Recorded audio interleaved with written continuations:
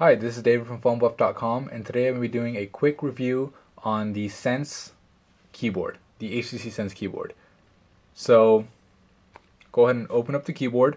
I just hit search.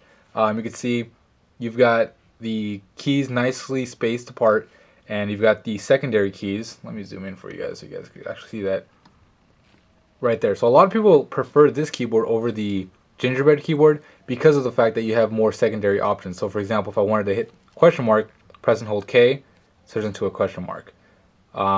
That's pretty cool. But what I really like about this keyboard is it gives you really 3 input methods within one keyboard.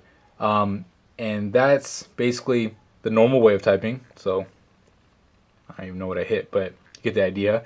And then you could also do the voice to text with the keyboard or with the microphone key right there. So dog, and you can see it typed in dog. Had to say it twice because I spoke a little too early, but anyway, works pretty good. And then the third way is almost a swipe type input method, which is pretty much just swipe your finger. So I'll type in dog, and there you go. So you've got 3 methods of typing. For me, swipe works, or the swipe type of typing works better for longer words. For short words, I use the regular input method, and whenever I feel like it, or whatever I'm in a quiet environment, I'll use the microphone method.